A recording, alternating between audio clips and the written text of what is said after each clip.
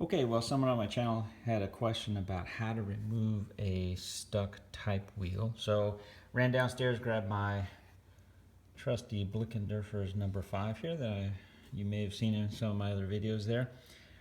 So obviously my type wheel isn't stuck, so I can't really, show how to remove a stuck type wheel. What I can do here, hopefully, which will help a little bit, is to show kind of how things should function when everything is clean and operating correctly. So the first thing to note is, this type wheel, for example, if we push the caps lock or the figure key, this type wheel is on a little rod, and that's all there is to it. It's not connected in any fashion to this lower gear assembly here.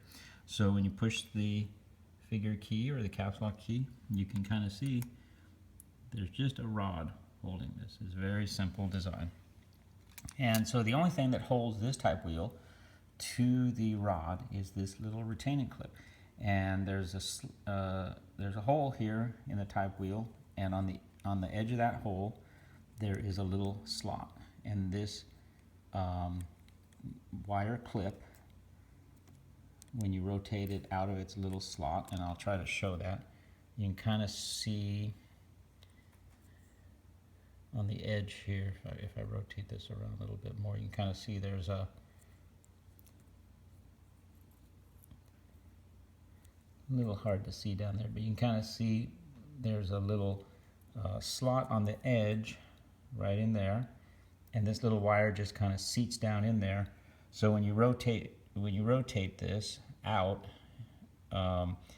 it allows the type wheel to come off. So that's all there is to it. And another thing to note is that these type wheels are very, very delicate. They're hollow. There's a kind of a rod. There's kind of a slot, a channel for the rod, or a hole for the rod. And I don't know what these are made out of. They almost feel like they're made out of wood or some sort of Bakelite material. But if you have one that's stuck, you want to be very careful.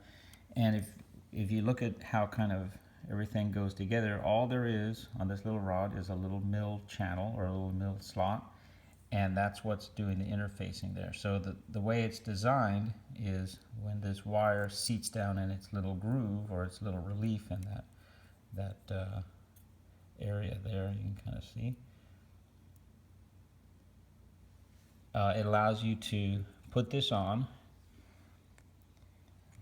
A little bit difficult here while holding the camera, but it's designed such that you can kind of just put it on and it will just click down into place, and that will allow this wire to engage. And generally the orientation of the wheel is such that this little clip is kind of at the 12 o'clock position.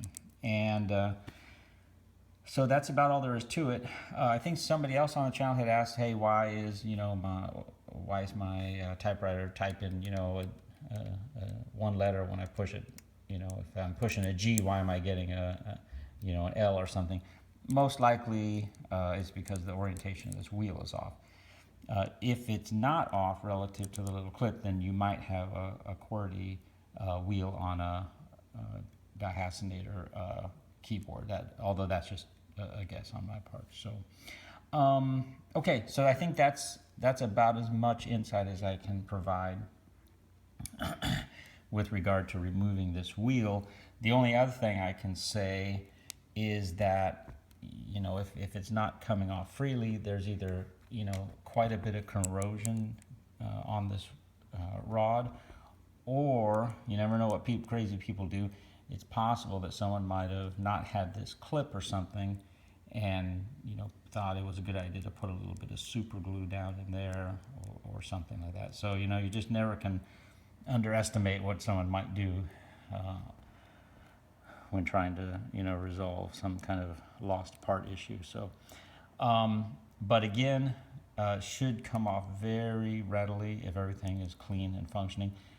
The only thing that is holding this is that little clip, or whatever friction or corrosion is present with regard to that rod and that little sleeve, that little hole. So if it's not coming off easily,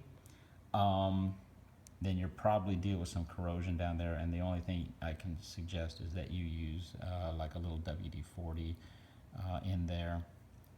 The only other way is to get this clip out of the way and then carefully hold the wheel up and perhaps use a brass drift or a brass punch to very lightly try to push that the other way down. But on these typewriters you got to be exceedingly careful, so be very careful if you're applying any hammering force or any pressure. So okay, hope that video helps.